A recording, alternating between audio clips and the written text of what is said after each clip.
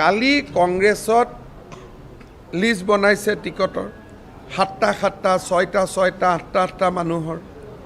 কিন্তু আসল লিষ্টখন বনাইছে ইনক্লুসিভ মাইণ্ডে তাত নাম আছে এটা বা দুটা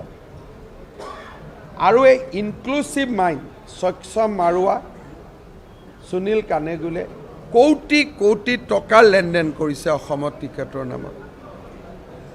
কংগ্ৰেছৰ মানুহবিলাকে মিছাতে মিটিঙত গৈ আছে এই মিটিংখনত একো নাই কালি মিটিঙত চাব সবৰ নাম সোমাই দিও এটা সমষ্টিত 7 জন 8 জন 9 জন মানুহৰ নাম সোমাই দিছে এখন মিটিং হল নেকি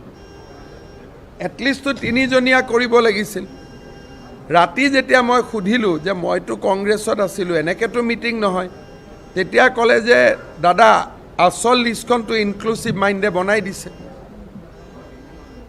তাত আছে এটা নাম কৰবাত দুটা কৰবাত তিনটা আৰু মাইনৰিটি সিট বিলাকত কোটি কোটি টকা লেনদেন হৈছে আৰু কোনে লেনদেন কৰিছে ইনক্লুসিভ মাইণ্ড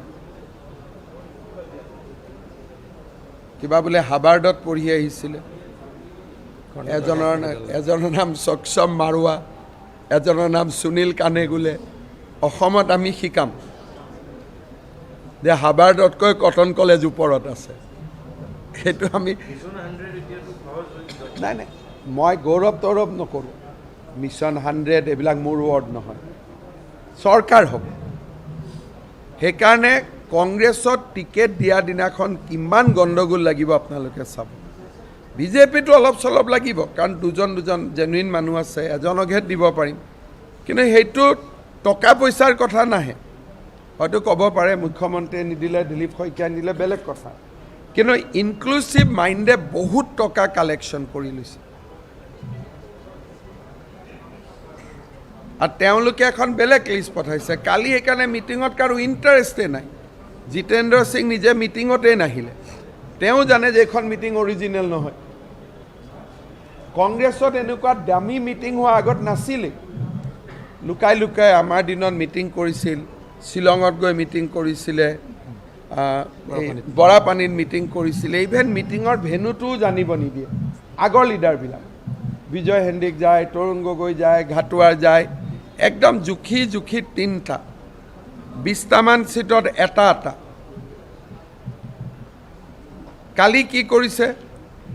সবৰ নাম লগা বজাৰখন চলাই দিব 8টা 9টাকে ঘূৰাই থাকিব খৰচ কৰি থাকিব কিন্তু আসল লিষ্টখন বনাইছে আপোনালোকে খবৰ ল'ব তেওঁৰ নাম হ'ল সক্ষম মাৰুৱা সুনীল কানেগুলে এই দুইজন মানুহৰ নেতৃত্বত ডিকি দত্ত